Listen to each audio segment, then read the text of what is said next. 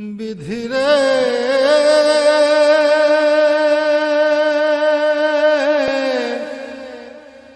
ವಿಧಿ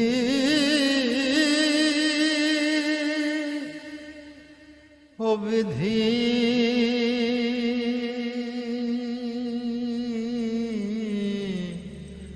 ಮಾಲೂರಿನಲ್ಲಿ ದಲಿತ ಶಾಲಾ ಬಾಲಕಿಯ ಕಗ್ಗೊಲೆ.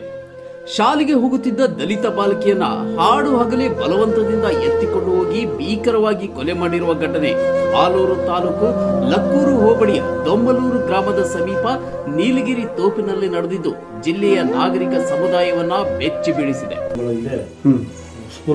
ಸ್ಕೂಲಿಂದ ಬಲವಂತನಾಗೆ ಹಿಡ್ಕೊಂಡು ಹೊಡೆದಿದ್ದಾರೆ. ನಂದಿತಾ ಅನ್ನೋ ಹುಡುಗಿನ ನನ್ನ ಮಗಳನ್ನ ನಿತೀಶ್ ಗೌಡ ಅಂತ ಹೇಳ್ಬಿಟ್ಟು ಹೊಡೆದಿದ್ದಾರೆ.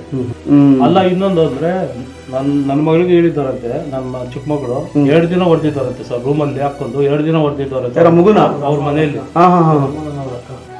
ನೋಡಿ ಈ ಹುಡುಗಿಗೆ ಹೇಳಿರೋದು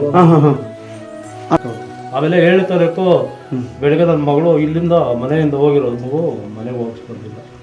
ಕೊಲೆಯಾಗಿರುವ ಬಾಲಕಿ ದಲಿತ ಸಮುದಾಯಕ್ಕೆ ಸೇರಿದ ದೊಮ್ಮಲೂರು ಗ್ರಾಮದ ಮಂಜುನಾಥ್ ಹಾಗೂ ಭಾರತಿ ದಂಪತಿಯ ದ್ವಿತೀಯ ಸುಪುತ್ರಿ 14 ವರ್ಷದ ಕುಮಾರಿ ನಂದಿತಾ ಲಕ್ಕೂರು ಗ್ರಾಮದ ಪ್ರೌಢಶಾಲೆಯಲ್ಲಿ 9ನೇ ತರಗತಿಯಲ್ಲಿ ವ್ಯಾಸಂಗ ಮಾಡುತ್ತಿದ್ದಳು. ಗ್ರಾಮದಿಂದ ಕಾಲುನಡಿಗೆಯಲ್ಲಿ ಬರಗೂರು ಪುರಗ್ರಾಮಗಳನ್ನ ದಾಟಿ ಲಕ್ಕೂರು ಪ್ರೌಢಶಾಲೆಗೆ ಹೋಗಿ ಬರುತ್ತಿದ್ದಳು.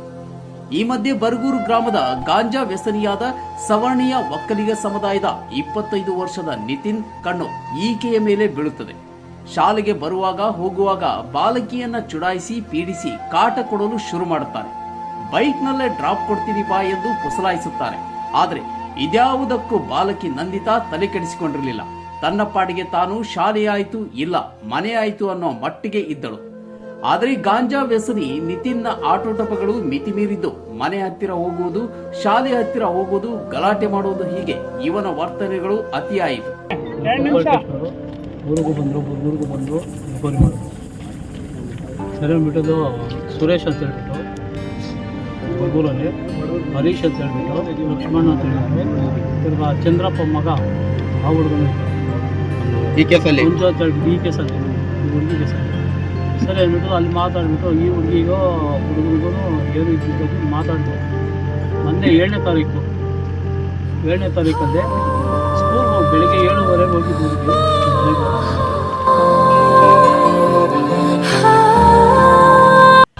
ಈ ವರ್ತನೆಯಿಂದ ರೋಸಿ ಹೋದ ಬಾಲಕಿ ನಂದಿತಾ ತನ್ನ ಪೋಷಕರಿಗೆ ಇವನ ಪುಂಡಾಟಗಳನ್ನ ತಿಳಿಸುತ್ತಾಳೆ.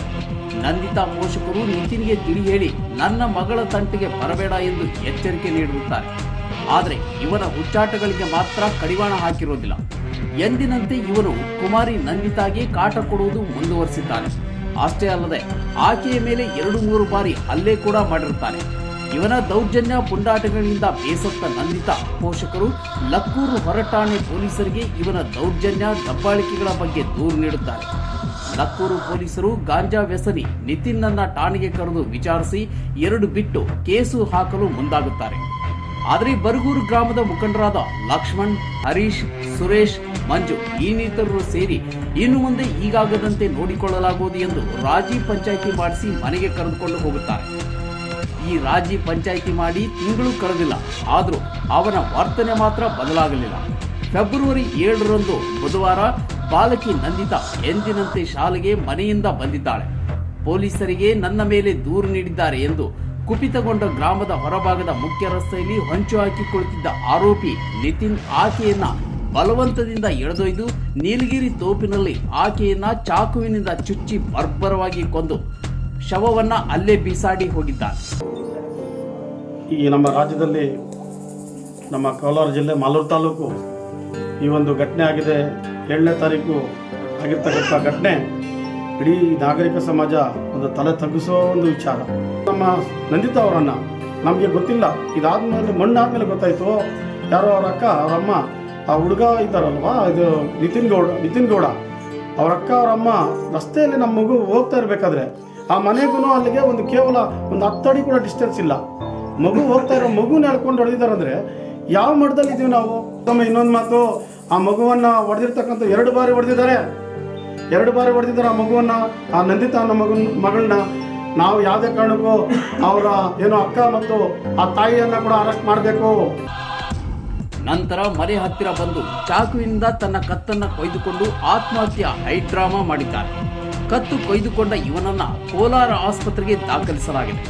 ಇವನು ಕತ್ತು ಕೊಯ್ದುಕೊಂಡ ವಿಚಾರ ಸುತ್ತಮುತ್ತಲಿನ ಗ್ರಾಮಗಳಿಗೆ ತಿಳಿಯುತ್ತದೆ. ಇವನು ಗಾಂಜಾ ವ್ಯಸನಿ, ಅದರ ಮತ್ತಿನಲ್ಲೇ ಕತ್ತು ಕೊಯ್ದುಕೊಂಡಿರಬೇಕು ಎಂದು ಸುಮ್ಮನಾದರು. ಆದರೆ ಅವನು ಏತಕ್ಕೆ ಕತ್ತು ಕೊಯ್ದುಕೊಂಡ ಎಂದು ಆ ಕ್ಷಣಕ್ಕೆ ಯಾರಿಗೂ ಹೊಳೆಯಲಿಲ್ಲ. ನಿತಿನ್ ಕತ್ತು ಕೊಯ್ದುಕೊಂಡ ವಿಚಾರ ನಂದಿತಾ ಪೋಷಕರಿಗೆ ತಿಳಿಯುತ್ತದೆ. ಅದಾಗಲೇ ಸಮಯ 5 ಗಂಟೆಯಾಗಿರುತ್ತದೆ. ಶಾಲೆಗೆ ಹೋದ ಮಗಳು ಇನ್ನೂ ಬಂದಿಲ್ಲ ಎಂದುಕೊಂಡ ಪೋಷಕರು ಮಗಳು ಇವತ್ತು ಶಾಲೆಗೆ ಹೋಗಿರುವುದಿಲ್ಲ ಅನ್ನೋ ವಿಚಾರ ತಿಳಿಯುತ್ತದೆ. ಇದರಿಂದ ಕಂಗಾಲಾದ ಪೋಷಕರು ಮಾಲೂರು ಪೊಲೀಸ್ ಠಾಣೆಯಲ್ಲಿ ಮಿಸ್ಸಿಂಗ್ ಕಂಪ್ಲೇಂಟ್ ದಾಖಲಿಸುತ್ತಾರೆ. ಇದರಿಂದ ಅಲರ್ಟ್ ಆದ ಪೊಲೀಸರು ಕತ್ತು ಕೊಯ್ದುಕೊಂಡ ನಿತಿನ್ ಹಾಗೂ ಮಿಸ್ಸಿಂಗ್ ಆದ ಶಾಲಾ ಬಾಲಕಿ ಘಟನೆಗೆ ಸಾಮ್ಯತೆ ಕಂಡು ಬಂದ ಹಿನ್ನೆಲೆಯಲ್ಲಿ ಹುಡುಕಾಟ ನಡೆಸುತ್ತಾರೆ. ಯಾಕಂದ್ರೆ ಇವಾಗ ನಮ್ಗೆ ಗೊತ್ತಾಯ್ತು, ನಿನ್ನೆ ಆರೋಪಿ ಮೇಲಿಂದ ಬಿದ್ದಿದ್ದಾರೆ ಅಂದ್ರೆ ಕಾರಣ ಯಾರು? ಈಗ ಬೆಂಗಳೂರು ಗ್ರಾಮಾಂತರ ಪೊಲೀಸರಿದ್ದಾರೆ, ಕೋಲಾರ ಜಿಲ್ಲೆ ಪೊಲೀಸರಿದ್ದಾರೆ. ಅಷ್ಟು ಪೊಲೀಸನ್ನ ತಪ್ಪಿಸ್ಕೊಂಡು ಆ ವಿಂಡೋದಲ್ಲಿ ಹೆಂಗ್ ಹೋಗ್ತಾನೆ, ಹೆಂಗ್ ದುಂಕ್ತಾನೆ, ಅದು ಯಾರು ಹೊಣೆ ಆಗುತ್ತೆ? ಅಷ್ಟು ಜನ ಪೊಲೀಸ್ ಜವಾಬ್ದಾರಿ ಏನು? ದಯವಿಟ್ಟು ಇದೆಲ್ಲ ನಾವೊಂದೊಂದು ಪಾಯಿಂಟು ಬಿಡಲ್ಲ. ಈ ಮಧ್ಯೆ ಆಸ್ಪತ್ರೆಯಲ್ಲಿ ದಾಖಲಾದ ನಿತಿನ್ನಿಂದ ಕೆಲ ಮಾಹಿತಿಯನ್ನ ಸಂಗ್ರಹಿಸಿ ಮರುದಿನ ಶೋಧ ಕಾರ್ಯಕ್ಕೆ ಇಳಿದ ಪೊಲೀಸರು ಹಾಗೂ ಪೋಷಕರು ಗುರುವಾರ ದಿನಪೂರ್ತಿ ದೊಂಬಲೂರು, ಬರಗೂರು, ಸೋಮಲಾಪುರ ಹಾಗೂ ಬಾನಾರಹಳ್ಳಿಯ ನಿರ್ಜನ ಪ್ರದೇಶಗಳನ್ನೆಲ್ಲ ಜಾಲಾಡಿದರೂ ಬಾಲಕಿ ಪತ್ತೆಯಾಗಿರುವುದಿಲ್ಲ. ಅದಾಗಲೇ ಸಂಜೆಯಾಗಿತ್ತು. ಗ್ರಾಮದ ಕುರಿಗಾಯಿಯೊಬ್ಬರು ಮನೆ ಕಡೆ ಕುರಿ ಹಿಂಡುಗಳನ್ನು ಹೊಡೆದುಕೊಂಡು ಬರುವಾಗ ಮಾಲೂರು ಗಡಿ ಅನುಗೊಂಡನಹಳ್ಳಿ ಪೊಲೀಸ್ ಠಾಣೆ ವ್ಯಾಪ್ತಿಯ ಬಾನಾರಹಳ್ಳಿ ಕಂದಾಯ ವೃತ್ತಕ್ಕೆ ಸೇರಿದ ಚಿಗುರು ನೀಲಗಿರಿ ತೋಪಿನಲ್ಲಿ ಬಾಲಕಿ ಶವವಾಗಿ ಬಿದ್ದಿರುವುದನ್ನು ಕಂಡು ಪೊಲೀಸರಿಗೆ ತಿಳಿಸುತ್ತಾರೆ. ನಂತರ ಸ್ಥಳಕ್ಕೆ ಆಗಮಿಸಿದ ಮಾಲೂರು ಪೊಲೀಸರು ಶವ ಪತ್ತೆಯಾದ ಸ್ಥಳವನ್ನ ಪರೀಕ್ಷಿಸಲಾಗಿ ಅದು ಬೆಂಗಳೂರು ಗ್ರಾಮಾಂತರ ಜಿಲ್ಲೆಯ ಹೊಸಕೋಟೆ ತಾಲೂಕಿನ ಅನುಗೊಂಡನಹಳ್ಳಿ ಪೊಲೀಸ್ ಠಾಣೆ ವ್ಯಾಪ್ತಿಗೆ ಸೇರುವುದರಿಂದ ಅಲ್ಲಿನ ಪೊಲೀಸರಿಗೆ ಮಾಹಿತಿ ನೀಡುತ್ತಾರೆ. ಅಲ್ಲಿನ ಪೊಲೀಸ್ ಅಧಿಕಾರಿಗಳು ಸ್ಥಳಕ್ಕಾಗಮಿಸಿ ಪ್ರಕರಣ ದಾಖಲಿಸಿಕೊಂಡು ಶವವನ್ನ ಮರಣೋತ್ತರ ಪರೀಕ್ಷೆಗಾಗಿ ವೈಟ್ಫೀಲ್ಡ್ ವೈದೇಹಿ ಆಸ್ಪತ್ರೆಗೆ ರವಾನಿಸಿದ್ದಾರೆ. ಆಕೆಯ ಮೇಲೆ ಅತ್ಯಾಚಾರ ಮಾಡಿ ಕೊಂದು ಹಾಕಿರುವ ಅನುಮಾನವಿರುವುದರಿಂದ ಹಾಗೂ ಕೃತ್ಯಕ್ಕೆ ಇನ್ನಿತರರು ಭಾಗಿಯಾಗಿರುವ ಬಗ್ಗೆ ಶವ ಪರೀಕ್ಷೆ ಮಾಡಿದ ನಂತರವೇ ಹೆಚ್ಚಿನ ಮಾಹಿತಿ ಸಿಗಲಿದೆ. ಇನ್ನು ಈ ಕಡೆ ಮಗಳ ಸ್ಥಿತಿ ಕಂಡು ಕುಟುಂಬ ವರ್ಗದವರ ರೋದನೆ ಮುಗಿಲು ಮುಟ್ಟಿ ಮನಕಲುಕುವಂತಿತ್ತು. ಗ್ರಾಮದಲ್ಲಿ ನಿರವ ಮೌನ ಆವರಿಸಿದ್ದು ಪೊಲೀಸರು ಗ್ರಾಮದಲ್ಲಿ ಬೀಡು ಬಿಟ್ಟಿದ್ದಾರೆ. ಸುದ್ದಿ ತಿಳಿದ ದಲಿತ ಸಂಘಟನೆಗಳ ಮುಖಂಡರು ಗ್ರಾಮಕ್ಕೆ ದೌಡಾಯಿಸಿ ಈ ಅಮಾನವೀಯ ಕೃತ್ಯವನ್ನ ಖಂಡಿಸಿದ್ದಾರೆ. ಶವ ಪರೀಕ್ಷೆ ನಡೆದು ಗ್ರಾಮಕ್ಕೆ ಬಾಲಕಿಯ ಮೃತದೇಹ ಪೊಲೀಸ್ ಬಂದೋಬಸ್ತ್ನಲ್ಲೇ ಬರುತ್ತಿದ್ದಂತೆ ರಸ್ತೆಯಲ್ಲಿ ಜಮಾಯಿಸಿದ ಪೋಷಕರು, ಗ್ರಾಮಸ್ಥರು ಹಾಗೂ ದಲಿತ ಸಂಘಟನೆಗಳು ರೊಚ್ಚಿಗೆದ್ದು ಕೆಲಕಾಲ ಪ್ರತಿಭಟನೆ ನಡೆಸಿದ್ದಾರೆ. ಆಡಳಿತದಿಂದ ಸರ್ಕಾರಿ ಸವಲತ್ತುಗಳು ಏನೇನು ತಲುಪಬೇಕು, ಮತ್ತೆ ಈ ಪ್ರಕರಣದಲ್ಲಿ ಯಾರು ಆರೋಪಿಗಳಿದ್ದಾರೋ ನಿಜವಾಗ್ಲೂ ಅವ್ರಿಗೆ 5 ಜನಕ್ಕೆ ಶಿಕ್ಷೆ ಆಗಬೇಕು. ಇದು ಪಾರದರ್ಶಕವಾಗಿ ನಡೀಬೇಕು ಈ ತನಿಖೆ. ಆರೋಪಿ ಬರಗೂರು ಗ್ರಾಮದ ನಿತಿನ್ ಮನೆ ಹತ್ತಿರ ಬಾಲಕಿ ಮೃತದೇಹವನ್ನ ಕೊಂಡೊಯ್ಯುತ್ತೀವಿ, ಅನುವು ಮಾಡಿಕೊಡಿ ಎಂದು ಪಟ್ಟು ಹಿಡಿದು ಪ್ರತಿಭಟನೆ ನಡೆಸಿದ್ದಾರೆ. ಕೆಲ ಸಮಯದ ನಂತರ ಸ್ಥಳಕ್ಕೆ ಧಾವಿಸಿದ ಕೋಲಾರ ಜಿಲ್ಲೆ ಹೆಚ್ಚುವರಿ ಪೊಲೀಸ್ ವರಿಷ್ಠಾಧಿಕಾರಿಗಳಾದ ರವಿಶಂಕರ್ ಪ್ರತಿಭಟನಾ ನಿರತರನ್ನ ಮನವೊಲಿಸಲು ಯತ್ನಿಸಿದ್ದಾರೆ.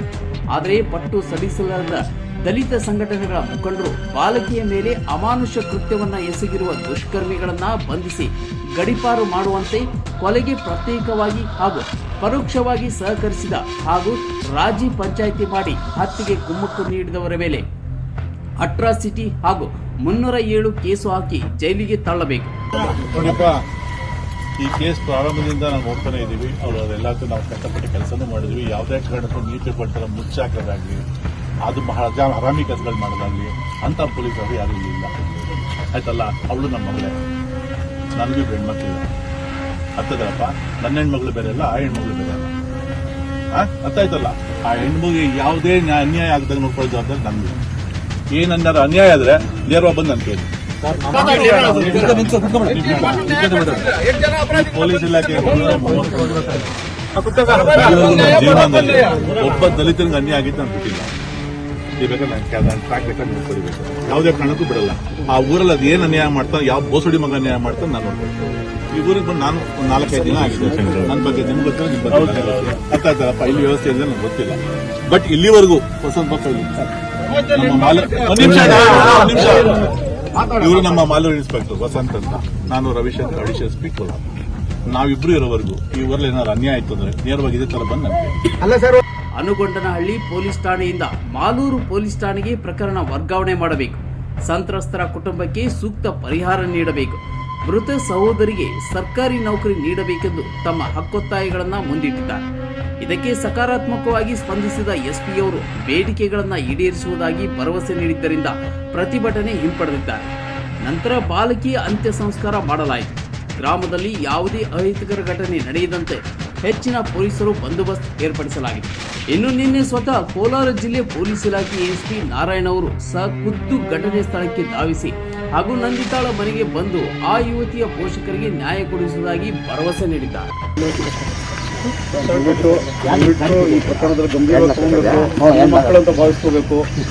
ಎಲ್ಲರಿಗೂ ಹೆಣ್ಮಕ್ಳು ಇದೆ, ಎಲ್ಲರಿಗೂ ತಾಯಿ ಅಕ್ಕ ತಂಗಿ ಜೊತೆಲೆಲ್ಲ ಹುಟ್ಟಿರ್ತೀವಿ. ದಯವಿಟ್ಟು ಇದನ್ನ ಒಂದು ಸುಸ್ತಾಗಿ ಮಾಡಿಕೊಟ್ರೆ ಭಾಳಷ್ಟು ನ್ಯಾಯ ಸಿಗುತ್ತೆ ಅಂತ ಭಾವಿಸಿದ್ದೀನಿ. ನಿಮ್ಮ ಮೇಲೆ ಭಾಳ ಒಂದು ಗೌರವ ಅಭಿಮಾನ ಇಟ್ಕೊಂಡು ದಯವಿಟ್ಟು ನಿಮ್ಮಲ್ಲಿ ಮನವಿ ಇಲ್ಲ.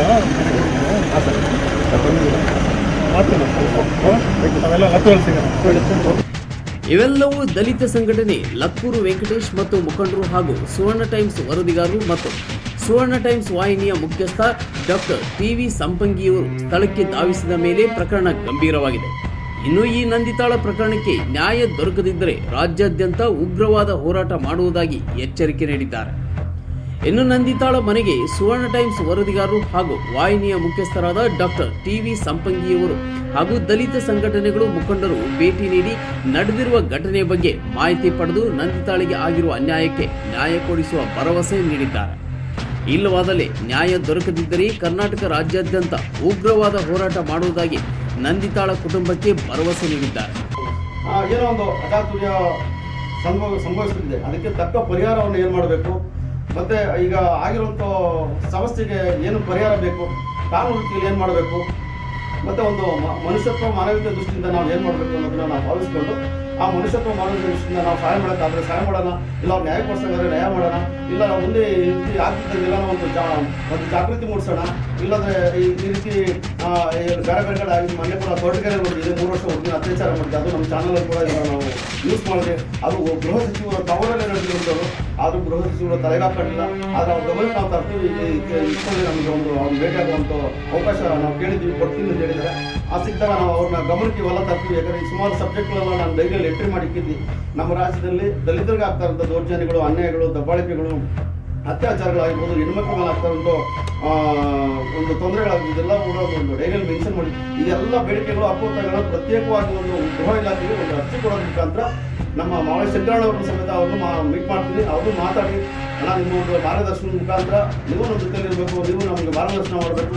ಈ ರೀತಿ ಘಟನೆಗಳು ಆಗ್ತಾ ಇದ್ದಾವೆ, ನಿಮ್ಮಗಳಿಗೂ ತಂದಿದ್ದೀನಿ. ಯಾಕಂದರೆ ಹಿರಿಯ ಹೋರಾಟಗಾರರು ಮತ್ತು ನಿಮ್ಮ ಏನು ವೆಂಕಟೇಶ್ ಅವರಿದ್ದಾರೆ, ಲಕ್ಕೂರು ವೆಂಕಟೇಶ್ ಅವರು ಕೂಡ ಈ ಘಟನೆ ನಡೆದ ಸಂದರ್ಭದಲ್ಲಿ ಬಂದು ಅದನ್ನು ವಿರೋಧ ವ್ಯಕ್ತಪಡಿಸಿ, ಆಕ್ರೋಶ ವ್ಯಕ್ತಪಡಿಸಿ ಇಲ್ಲಾಗಿರೋ ಘಟನೆಗಳನ್ನ ನ್ಯಾಯನ ಹಿರಿಯರ ಮಾರ್ಗದರ್ಶನವನ್ನು ಪಡ್ಕೊಂಡು ಇವ್ರಿಗೆ ಏನಾಗುತ್ತೋ ಅದನ್ನಂತ ಮಾಡುವಂಥ ಕೆಲಸಕ್ಕೆ ನಾವು ಮುಂದಾಗ್ತೀವಿ.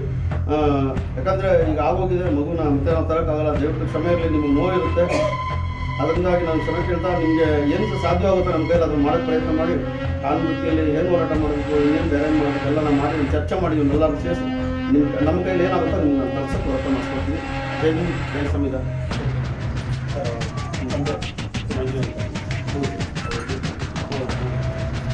ಬನ್ನಿ. ಇನ್ನಾದರೂ ನಮ್ಮ ರಾಜ್ಯದಲ್ಲಿ ಪೊಲೀಸ್ ಇಲಾಖೆ ಎಚ್ಚೆತ್ತುಕೊಂಡು ಸಾರ್ವಜನಿಕರ ರಕ್ಷಣೆ ನಮ್ಮ ಜವಾಬ್ದಾರಿ ಎಂದು ತಿಳಿದು ಕಾರ್ಯನಿರ್ವಹಿಸಲಿ. ಈ ಘಟನೆಯ ನಂತರವಾದರೂ ನಂದಿತಾಳ ಸಾವಿಗೆ ನ್ಯಾಯ ಸಿಗಲಿ ಎಂದು ನಮ್ಮ ವಾಹಿನಿಯ ವತಿಯಿಂದ ಸರ್ಕಾರಕ್ಕೆ ಹಾಗೂ ಪೊಲೀಸ್ ಇಲಾಖೆಯವರಿಗೆ ಮನವಿ. ದಲಿತ ಮುಖಂಡರಾದ A K Venkatesh, Lakkur Venkatesh, Banarahalli Srinivas, Chowdadenahalli Kantharaj, Kalkere Muniraj, Kalkere Manjunath, Eddikodi Manjunath, friends Santosh, Shekhappa Abbenahalli, Nagaraj, BSP Muniraju, Doddamalle Narayanaswamy, Thippasandra Srinivas, DM Guruprasad, Hulimangal Naveen ಸೇರಿದಂತೆ ಅನೇಕ ಮುಖಂಡರು ಹಾಜರಿದ್ದರು. ಇದು ಸುವರ್ಣ ಟೈಮ್ಸ್ ವಿಶೇಷ ವರದಿ. ನೇರ ನುಡಿ, ಕನ್ನಡ ಧ್ವನಿ. ವಿಧಿರೇ